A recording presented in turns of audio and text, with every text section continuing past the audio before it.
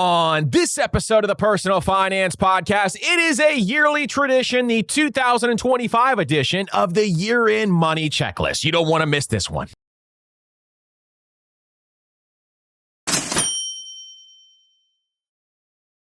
Now, today, we're going to be diving into the ultimate year-end money checklist. And I want you guys to know there's a lot of year-end things that people talk about. You should do this with your finances. You should do that with your finances. Here's 7 things you need to do before the end of the year. No, I'm not doing that. This is the ultimate year-end money checklist. I'm going to give you everything you need to be doing in order to make sure you are on track with your financial goals. What a lot of people do is by the end of the year, they start to take their foot off the gas a little bit. But you, as a wealth builder, I don't want you to do that whatsoever. Wealth builders do things differently. And so what we are doing is we are preparing ourselves for 2026 or the next year. And we are doing that in December to make sure that we are on track with our finances. And so to do this, we have a checklist set up for you to go through and make sure that you are capitalizing on every single thing you possibly can when it comes to your money. Because wealth builders, we want to make sure that we are doing checks throughout the year. So we don't spend a lot of time on our money month in and month out, but we want to make sure we are doing checks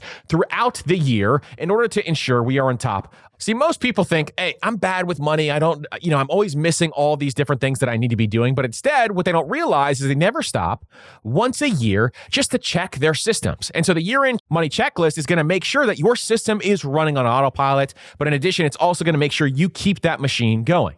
This simple system is going to help you combat against overspending. It's going to help you combat against missed payments, bad insurance decisions, making sure you avoid tax mistakes, making sure you avoid any other debt mistakes or broken automations or even just money stress. And our goal is to help you avoid money stress at all costs. And so this is going to help you go through this because almost no one does this. At the end of the year, everyone is too ingrained in what is going on with the holiday season, or they're too worried about a bunch of other things. And so almost nobody goes through this. So today, we're going to be diving into the year-end money checklist. And if you've heard our episodes in the past, this one is expanded big time. And we are going to do this in 10 different phases today. We're going to be talking through areas of your finances that I want you to go through and check. We're going to go through some quick wins that you can do, where you can get some quick wins so that you can go into 2026 rolling the snowball downhill. But in addition, we're also going to do some deeper dives if you really want to make sure that you are optimizing your finances by the end of this year. And also, down below, you can download the year-end money checklist for 2025. So make sure you check out the link down below. This is going to give you all those different things.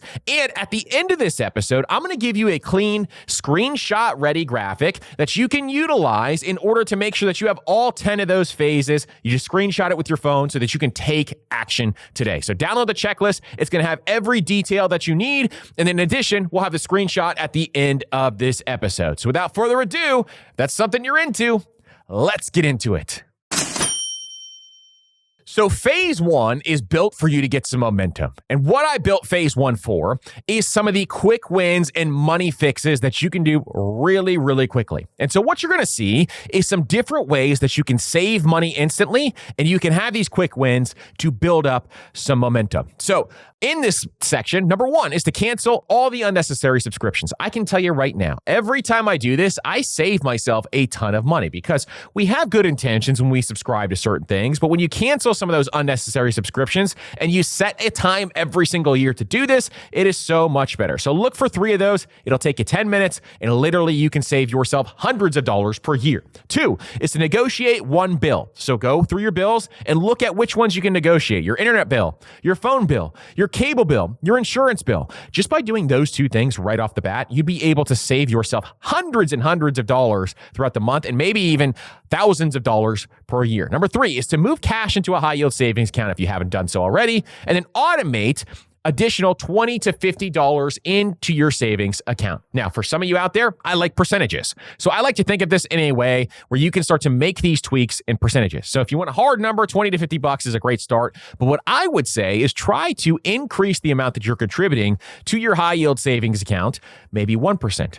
Maybe it's 2%, but start to make those tweaks so that you can increase that savings rate, especially if you're trying to build up that emergency fund currently. If that's your big goal or whatever your other big savings priorities are, make sure you're increasing the amount that you're saving into those accounts. The next thing is increase your 401k contribution by 1%. So go log into your 401k provider right now and increase it by 1%. Imagine if you did this every single year over the course of the next 30 years, you would have increased your contributions by 30% just by tweaking it 1% every single year. That's a big, big difference, and it's going to make a huge impact on your dollars and how much you are actually saving and building for your future. Next is think about your credit card rewards. A lot of you out there, you need to redeem some of those credit card rewards. So for example, I have the Amex Platinum. With the Amex Platinum, there are a lot of different credit card rewards I need to redeem. You get a Lululemon credit of $75 per quarter. You get a $100 Resi credit every single quarter. You get a $50 Saks Fifth Avenue every single quarter. And so because of that, if I'm not going to use it, I will use that and go get a gift card. If I am going to use it, you need to make sure you are taking advantage of some of those, especially when they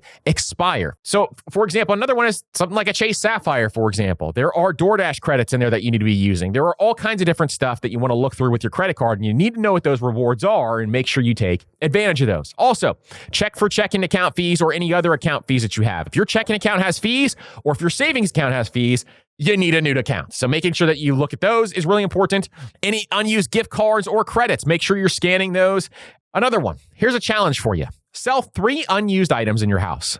This is going to get you some cash rolling, and you can use that cash for the holidays. You can use that cash for something else that you want to do. Maybe you're starting to put it towards your Roth IRA for next year. Maybe you're starting to save in your emergency fund for next year, but sell 3 unused items and put them in priority. If you have a bunch of stuff that you want to sell on Facebook Marketplace, or maybe it's on eBay, those are some great places to get the ball rolling so that you can get some cash on hand, especially if you need to pay down debt or whatever else you are working towards. And then number 10 is I want you, if you could take this and just spend 10 minutes doing this, review your last 90 days of spending leaks. Now, we have a prompt that you can use for ChatGPT, and I want you to remove all your personal information if you're going to do this for ChatGPT, but I want you to take your last 90 days of spending and check for leaks. Figure out where you're spending most of your money. Try to get a clear depiction of where your dollars are going, and just set a timer. 10 minutes, I'm going to go look through my spending for the last 90 days and see if there are any areas that I want to cut back. This is very easy if you use a tool like Monarch Money or any other budgeting tool out there. This is very easy to go back and look at the last 90 days because you have the data already there. If you use code PFP for Monarch Money, they're a sponsor of this show. I think you get it for like $4 a month if you pay for the yearly subscription. So this is something where really inexpensive. It's going to save you way more than what the monthly subscription is. So again, just raising that 401k contribution by 1% or your brokerage account contribution by 1% or whatever other you're saving for is a huge, big difference. Do it again for your emergency fund. Just start increasing those contributions every single year. Start making these tweaks now. Now, one other thing that you can do when you do that is even think about the inflation rate. So if you have some more room to give on some of these investment accounts, you can tweak your investment accounts by the rate of inflation for the previous year. And I highly recommend everybody does this, is tweaking your investment accounts by the rate of inflation. So if inflation was 3% last year, you increase your contributions to your retirement accounts by 3%. This ensures that you have the same buying power going into these accounts. And it's a really great hack that I love to tell everybody to do by the year end. And it's something you could do in less than 10 minutes. So these are all just 10-minute wins. Boom. If you want to knock out a bunch of wins in a row, go through that list and look through that list there. You can go on the checklist. You can start to check all of them off on our PDF checklist here that you can download down below. And I like to just take it and go through there and start to check stuff off and make sure I am knocking this stuff out of the park. So really, really excited for that. Now let's move into phase 2. All right, phase 2 is, if you didn't hear our last episode, we're talking about automating your finances. This is your automation reset. So once a year, we want to make sure that you're looking at your automations, and we want to make sure that this is all working properly, everything is going to the right places, and we are making the proper tweaks to ensure our money on autopilot system is working well. So number 1 is making sure that you confirm all your bills are on auto pay. If you have a couple extra lingering around that you never really put on auto pay, making sure you dive in there and do this. For example, I'm thinking of one right now. I got a new lawn care company. The lawn care company sends me a bill every month, and it's kind of an extra step that I have to take in order to make sure I can automate that bill, because sometimes you got to go the extra step when it's a small business. And so I have to go in there and make sure my bank will actually auto pay them, take in a few extra steps so that I don't have to think about it anymore, because I keep having to go back in there and pay them manually. And so this is a great example of something that you should do. If you have those lingering extra bills that you need to put on auto pay, make sure you do it now. Also, automate all your auto transfers based on your income changes. So if your income changed, your income went up, for example, here's what we talk about, the 50-50 rule, meaning spend 50% on whatever you want and then save 50% towards your financial future. That's how we think about raises. And if you didn't make this tweak yet, now is the time to do it. This is a great time to do it, is to update those automatic transfers. Automate your Roth IRA contributions if you have not done so, and making sure that money is going in every single month. The Roth IRA annual limit has gone up for 2026 to $7,500. So making sure you make those tweaks to ensure you max out the Roth is very important. The same thing for your HSA automations, making sure you're making those tweaks based on adjustments. If you have a 529 account for your kids, making sure you adjust that if you want to contribute more to your 529 plan. And your sinking fund, so your travel fund, your holiday fund, your repair fund, all of those are great to start to tweak now. One other thing to note is if you don't have your credit cards on auto pay, I want you to make sure that you go in there, you look at your credit cards, you start to ensure that they are all on auto pay. You should not have a credit card if you can't turn on auto pay. If you're worried about not being able to make that payment in full, then cut that card up and get rid of it. Otherwise, turn on auto pay for every single card. That's one of our rules. And if it doesn't feel right to turn on auto pay, my friend, you've got yourself a problem. You need to make sure that every single card is on auto pay so that we do not have to ever pay a cent of interest in credit cards. That's our number one rule. If any wealth builder out there is paying interest outside of you going into credit card debt and then learning about finances, then I really, really encourage you to make sure that you are turning that on. Also, confirm your flow. So making sure your money is flowing through your checking accounts, going to the right places, mapping this out is important. So if you've taken our course, Automate Your Money in a Weekend, you'll see we have a money automation flow chart that shows you exactly where your dollars are going visually and what that needs to look like. And so for a lot of you out there, just making sure you update that flow chart is really important. And then also, turning on alerts for withdrawals or deposits or fraud, that's another thing that you want to do with your automations to ensure that you are always alerted when things pop up. Because we're all busy. We're all working hard. We got messy lives going on. You got kids, you got spouses, you got family members all here. And so we need to automate our money because automation is going to reduce 80 to 90% of that stress. And so making sure you have those automations turned on is really important. If you didn't hear our last episode about how to automate your money, I highly encourage you to go back and check that out because we talk through the exact steps that you need to be taking. And we have a money automation checklist that you can download. We'll link it up in the show notes down below here as well in this episode. All right, phase 3 is we're going to do a spending and savings review. We're going to review our spending. We're going to review our savings to make sure we are on track in 2026. So first, we want to make sure we know what our savings rate is. If you don't calculate your savings rate year in and year out, that is one of the 6 key metrics that I want you to always make sure that you are checking out. If you don't know what the other metrics are, we will talk about them throughout this episode, but we also have an entire episode deep diving into why that is. And so we will link that up in the show notes below so that you can check out that episode if you haven't heard it. Also making sure that you identify lifestyle creep. If you have some areas of your life that you feel have just gotten out of hand, maybe your lifestyle is just creeping up over time and you don't like the feeling of where it's going, then you need to make sure you identify that lifestyle creep and pull back a little bit. And the way that we do this is with spending audits. So we review our last 90 days of spending. That's the quick one that we talk about at the top of the show. But this is something where once you start to review your last 90 days, you can see all those lifestyle creep areas. Cut or downgrade 3 different expenses. So if you have some expenses that are out there that you don't want to be spending money on anymore, make sure you cut them out or downgrade 3 of them. And then refill your emergency fund if you've used it over the course of the last couple of months. With the 136 method, if you've never heard that episode, that is our flagship episode of how to build up an emergency fund. One of our most popular episodes ever on YouTube. It's got over 200,000 views on YouTube. And that episode is really, really powerful for a lot of reasons. One is it's a continuous cycle that if you have to use your emergency fund, then you just follow the system back over and over again. And so with this system, really, really important stuff. Also, reviewing your spending plan. So we want you spending 50 to 60% on your essentials or the stuff that comes in every single day, your baseline expenses. We want you to spend 20 to 30% on future you or wealth building activities. And then we want you to spend 20 to 30% on you, on doing stuff that you want to do with your money. Your money isn't there to just be hoarded. We want you to be able to utilize your cash, utilize your money. And so that is what this is for. So review where your spending flow is going and how much you're spending on different areas. If your baseline expenses are really high, like 80, 90%, you have 2 options. You either need to cut back your baseline expenses, but if you can't cut back anymore, then you need to earn more. And that's the big difference there for most people. Also, Plan for upcoming big expenses. So if you have big expenses in 2026 that you know about, I know one big one for me specifically is during the summer, our family wants to take a big trip. My wife's family is Greek, and so we're going to go over to Greece so my kids can see Greece, and we've been saving for a while for that trip. Want to make sure that we have enough cash on hand. So that's a big upcoming expense that I want to make sure we are planning for. What are your big upcoming expenses? Comment down below on Spotify or YouTube. Would love to hear what those are and what you're saving towards. Really, really fun stuff to see that. Also, update your sinking funds, making sure that any of your sinking funds, if you have a car repair fund, if you have a car replacement fund, if you have a house down payment fund, update all of those so that you can tweak them and make sure you hit your goals. That is a huge, huge key.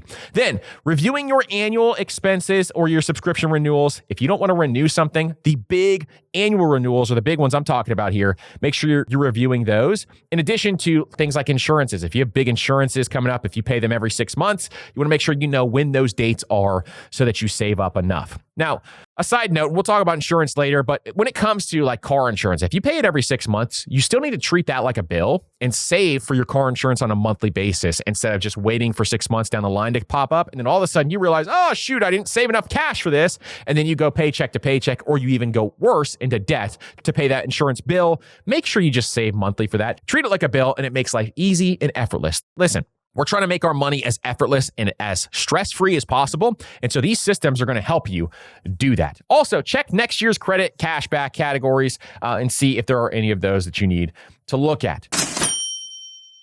All right, phase 4. Now we're into phase 4, which is your net worth reset. I think that at the minimum, you need to track your net worth at least once a year. If you use tools like Monarch Money or Empower, Empower is a great free place to track your net worth if you have not used that before already. And so we'll link that up down below in the show notes if you have not used Empower before, but it is a completely free way to automatically track your net worth if you are not using a tool like Monarch Money or something else.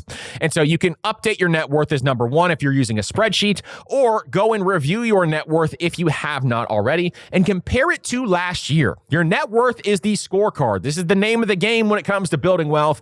We want to make sure that number is going up every year, and or we are getting out of a negative net worth if you are in debt. Then identify what either caused the increase or the decrease. Some years you could have a decrease if the market is struggling. You could have a decrease if there was some sort of issue in your life and you had to, take on a bunch of debt, and so you're trying to pay off that debt now. That could be a reason why your net worth went down. But what is the increase? Did the market do well? Did you buy some new assets? Did your house appreciate significantly? All of those are great reasons, and reviewing your asset growth and your liability changes are 2 things I want you to do with your net worth. And then checking your progress towards your financial independence number. Every single year, I want you tracking your financial independence number, meaning what is the number you need in order to have invested to retire? Why do we track it every year? The reason why we track it every year is because it's going to change. Your lifestyle is going to change. The amount things cost are going to change because of inflation. And so this is a yearly number that needs to be tracked. This is not every couple of years or every 5 years or 10 years. No. We need to track this every single year to make sure we are on track. If you don't know how to do that, we teach you how to do it in Master Money Academy. So make sure you check that link out below if you want to join. Now, update your financial goals based on what you've learned is a big one. So think through all the stuff that you have learned throughout this entire year and update your financial goals based on that. I would love to hear about your financial goals and some of the things that you have done. If you have some big financial goals for 2026, leave a comment down below on YouTube or Spotify and let us know what those big goals are. Proclaim them publicly here. Can't wait to see what your financial goals are. Now, phase 5 is we're going to be talking about investing and retirement here. Now, this is a big area for a lot of folks when it comes to your retirement accounts. There are some things you need to note, some things you need to think about every single year, and this is where you fine-tune your investments. But also, if you are retired or if you're looking at RMDs, if you're looking at some different things with Social Security, you need to make sure that you're updating some of this stuff as well. In fact, the whole separate checklist just for folks who are retired, because there's a lot of things you need to do in retirement to make sure that you are on track and update. And so we'll talk about some of those here on this checklist as we go through this. So there are some core investing tune-ups for everyone that need to happen. Number 1 is update your 401k contributions for the new IRS limits. The new IRS limits have gone up. You can put an additional $1,000 in your 401k for 2026. And so that is something you need to update. Next, update your IRA contributions or your Roth IRA contributions by the new limit, $7,500 for 2026. I love when those limits go up. Some people say it happens every year. It doesn't happen every year. It's been happening a lot of years because of inflation, but it doesn't happen every year. And so updating Roths, updating 401ks, that's what we want to be doing here.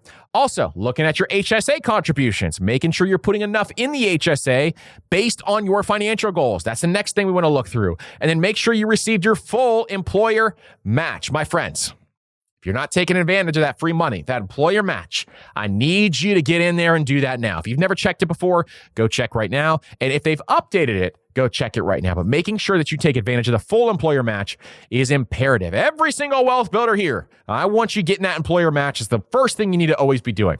Next, if you are a rebalancing person, if you like to rebalance your portfolio, a lot of you out there do, then go out there, and this is the time to look at your portfolio and rebalance. It's the end of the year, and so this is the best and prime time to do this so that you can rebalance and make sure that you have your portfolio set up properly. Now, talk to your CPA when you do this because you want to make sure you're not triggering a taxable event, but this is the time to review it and look further into it. Also, reviewing your asset allocation. Is your asset allocation fitting your risk tolerance? Meaning your mix of stocks and bonds. Is it fitting your current risk tolerance? And what do we think about this asset allocation? If you want to be 70-30, if you want to be 60-40, if you want to be 100% stocks, doesn't matter what it is, now is the time to review your asset allocation and make sure you're on track. Also, if you do have an asset allocation set up, check for your portfolio drift and what's going on there. Also, confirm your index funds and target date funds are correct. Some people I've had do this at the end of the year, and all of a sudden they realize, wow, I have all these index funds and ETFs that really I don't care about and or I don't really know much about. I need to make sure I'm getting into the portfolio that I know more about. And then again, at the end of this checklist, update your investing automations as you go through this. Now, 50 plus essentials. There's some stuff I want for folks who are 50 plus, and we might do a full-on checklist just for folks who are retirees as well, because I think it's important.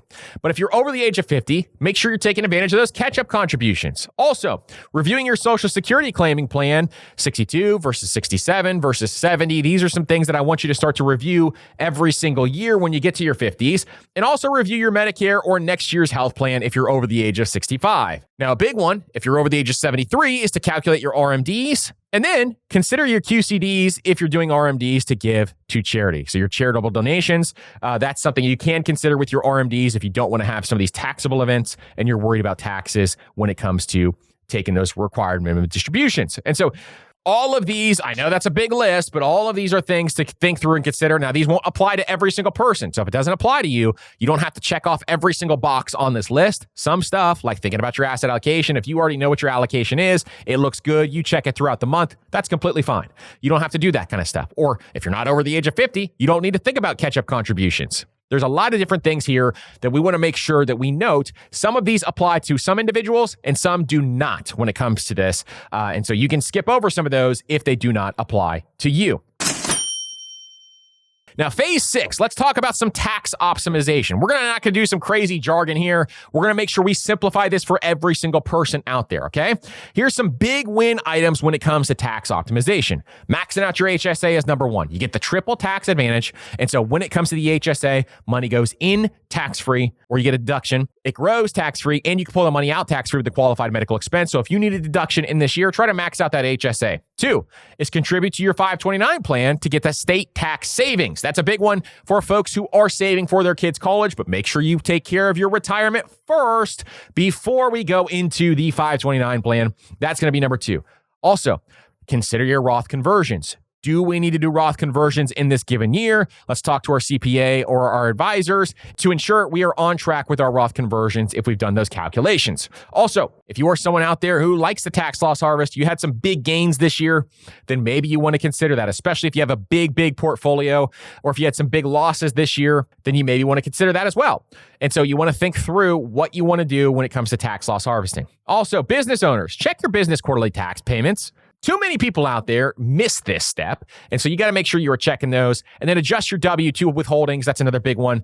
And track your charitable donations if you have not already. Or if you need a tax deduction and you are charitably inclined, now is the time to do it, my friends. Now is the time to get some more cash towards those causes that you believe in, towards your church, and get the money rolling so that you can get that tax deduction. Also, Your FSA dollars, your flexible spending account. This is why I don't like the FSA that much. You got to make sure that you are using your FSA dollars before they expire because you can't roll them over year. You got to use that money. So look at your flexible spending account and make sure you're using that money if you have not done that already. So that is phase 6. It's just some quick tax optimization tips. In 2026, what I want you to do is if you haven't found a CPA yet, get with your CPA and talk about 2026 and your tax plan, what you need to be doing for your specific situation so that you can optimize your tax situation in 2026. Now is the time to start having those conversations. Your CPAs get very, very busy when tax time comes around, and that's going to start in January. So if you do this early, if you do this before January,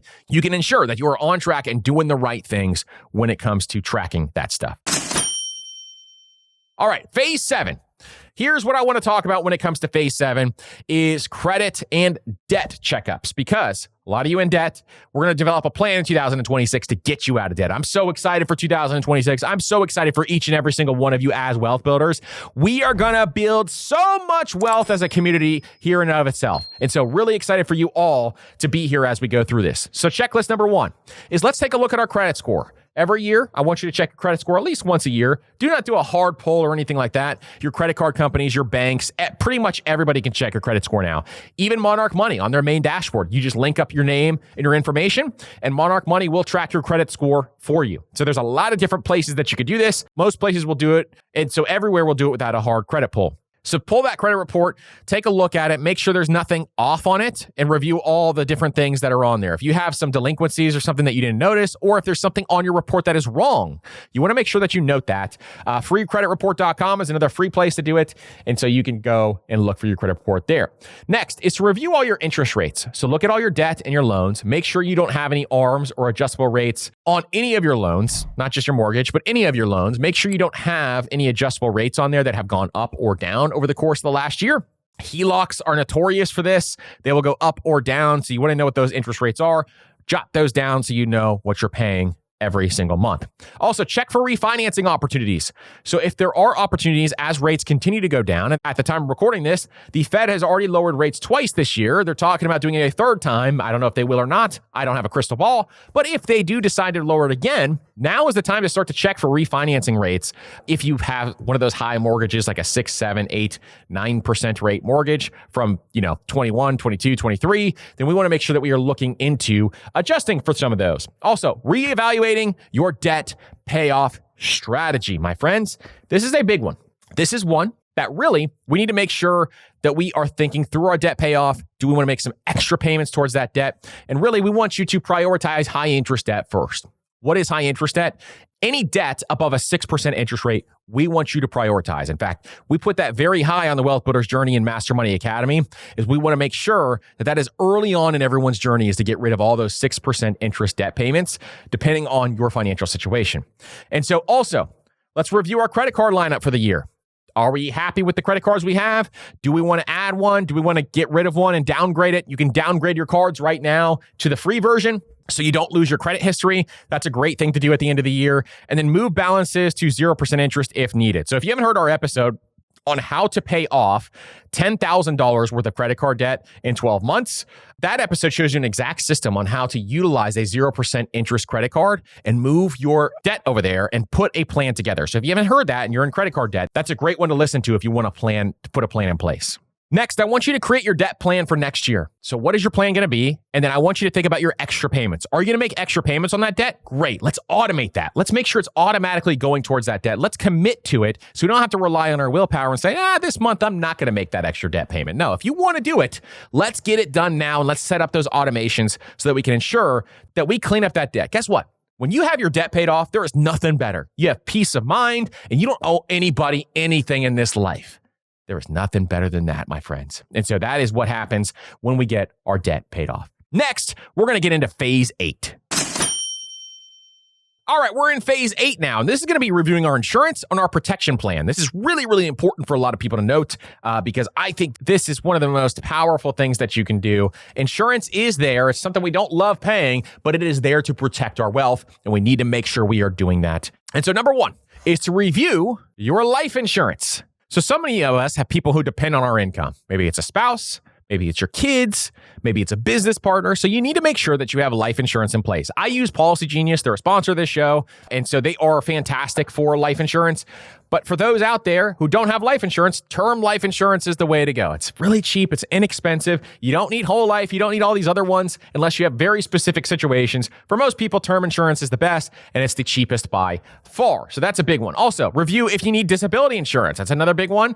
Umbrella coverage. For those of you who have high net worths, umbrella coverage is a great tool for you to utilize to protect yourself. A lot of you may need that. Also, let's look at our home and auto insurance. Every year, I want you to shop your home and auto insurance. We do this in Master Money Academy. It's part of the Wealth Builder's journey. And when people do this, they are saving hundreds, if not thousands of dollars per year by shopping these two areas. It's very important that you shop your insurance once a year at a minimum. Some people can do it every 6 months because I want you to put this on your checklist and make sure that you are doing this. Now, one thing about this checklist too is you can start to expand this out for 2026. If you're like, this is a lot of stuff to do at the end of the year, start making theme months. There's 10 different phases here. Start to make each month a different theme so that you can ensure that you are doing all of this stuff properly. And each month, you just have one of these phases on the checklist that you are working through. Also, update your beneficiary. So look through your brokerage accounts. Make sure your beneficiaries are correct. I just did this because we just created a trust for myself and my family. My wife and I went through and looked at our beneficiaries, made the trust as part of our beneficiaries. There's some stuff that we just did there on that. Next is confirm next year's health insurance plan. So if you are still in open enrollment, some people are towards the end of the year, then that is something to review. We just did a newsletter on open enrollment and how to navigate that. So if you haven't checked that out, make sure you're subscribed to the Master Money newsletter. We have a lot of information on that. We did a deep dive on open enrollment, how to think about it, how to actually set up your plan and get that in place. Also, freeze your credit. So you need to have a plan in place to ensure that you are on track when it comes to protecting your finances. And in 2026, this is going to be even more important because the amount of identity theft that is happening right now is at record levels. And so freezing your credit is one of the best ways to do that. So you go to the 3 major credit bureaus. And when you do that, you can go in and freeze your credit so nobody can open like a credit card in your name or a student loan in your name or a bank account in your name. It reduces fraud significantly. Also, we want to make sure we have our protection plan in place. If you don't have an online protection plan, we have a couple of different episodes talking about exactly how to do that. One of my favorite things to do is to make sure you remove your personal information. And that is where Delete Me comes in. So Delete Me is by far one of my favorite providers out there when it comes to protecting your finances online. Why? Because what they do is they go to data brokers out there that have your personal information on the internet. Google your name, Google your address. You're going to see your information out there on a bunch of different websites. You can Google your name in quotations or your address in quotations, and it's going to be all over the internet. Delete Me goes to those data brokers and removes your personal information from those data brokers. And it is one of those things where if you try to do this manually, it will take you hours and hours and hours. And what Delete Me does is they ensure A, that it gets removed from those websites, B, they will continuously remove it from those websites throughout the year. So it is by far one of my favorite services to use to protect your finances online. So if you go to joindeleteme.com/PFP20,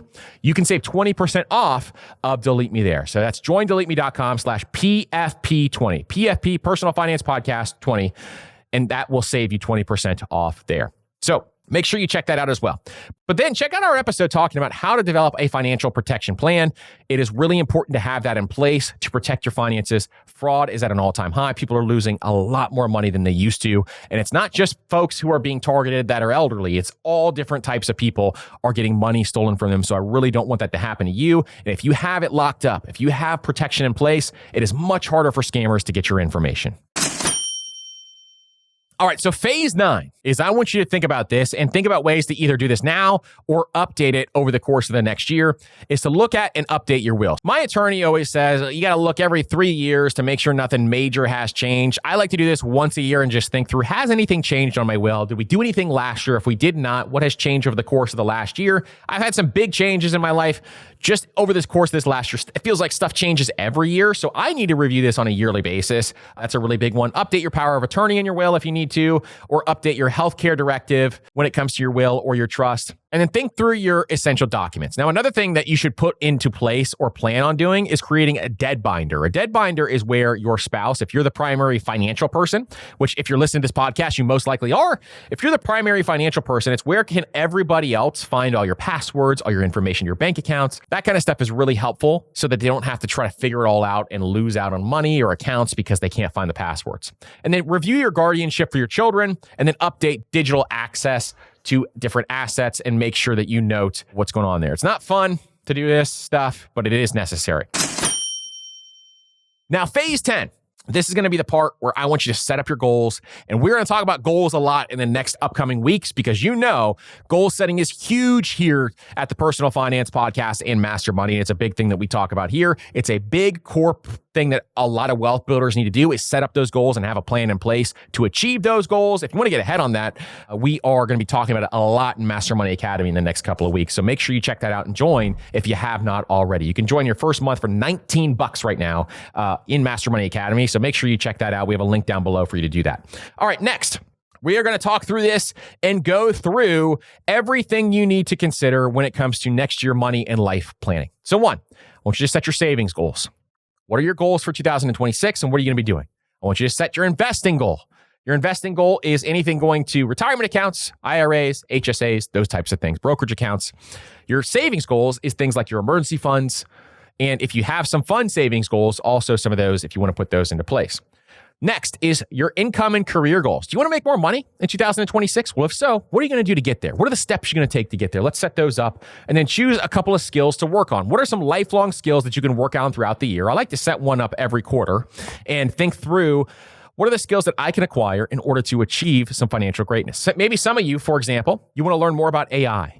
Maybe some of you out there want to learn about sales. Maybe some of you want to learn about negotiation. Maybe some of you want to learn about business strategy or setting up systems and operations. Maybe some of you want to learn about something else. I don't care what it is, but set up goals for your career and plan for some of this stuff. Then let's review our financial vision. What is our vision for our finances? Let's think about the long term. What do we want to do? What is our North Star? And let's start executing that, guys. This is the time to do it. Right now is start thinking about this stuff. Most people wait till halfway through January. You could be a month and a half ahead of them by just starting right now. And then schedule next year's review. So next year's review is going to be when you're going to review all this stuff, but also I want you to schedule a time for your goal planning with your spouse for this year. So my wife and I like to do this. We like to go to a restaurant every year and start to plan out our financial goals for the next year. And we took an entire day last year and started to plan it out. We got out a big whiteboard. It's here in my studio. I'm looking at it right over here. Got this giant whiteboard, wrote out all these massive goals that we have. Some of them will change throughout the year, and that's okay. But you want to make sure that you are planning this out and working through some of this stuff. And then reviews this year's wins and losses. That's going to be a huge, huge, huge one. So that is the ultimate year-end money checklist. If you need help implementing some of this stuff in the year-end money checklist, so you're like, man, that is so much stuff, I feel lost. That's what Master Money Academy is here for. It is there to help you through the process of building wealth. And that is why there are so many components to building wealth, and we make it so easy for you. Then when you get stuck or you have a question, I am doing group coaching calls with people in the academy all the time. And so we want to invite you to join Master Money Academy, and I want to make it accessible to everyone. So for your first month, you can check it out. $19 for your first month, less than the price of going to Chipotle nowadays. And so you can go and check out your first month in Master Money Academy, and you get all of the courses, you get coaching and Q&As, you get to see monthly hot seats where we review people's finances and we go through and tell them what they need to be doing. You get templates and checklists, you get community accountability. We have Master Money masterminds in there where we are having people get together based on common goals, and they are working towards building wealth together with people in the community. There's so much there that I know most of you would absolutely love. And for $19, honestly, that is a steal for your first month. So definitely check out Master Money Academy, and can't wait to see you in there. Now, listen, thank you so much for every single one of you for being here on this episode. I truly appreciate it. Our goal is to bring you as much value as we possibly can. And at the end of this episode, I'm going to give you a screenshot for all 10 of those phases that you can screenshot so you can check that out. Thank you again for being here. I truly appreciate you, and we will see you on the next episode.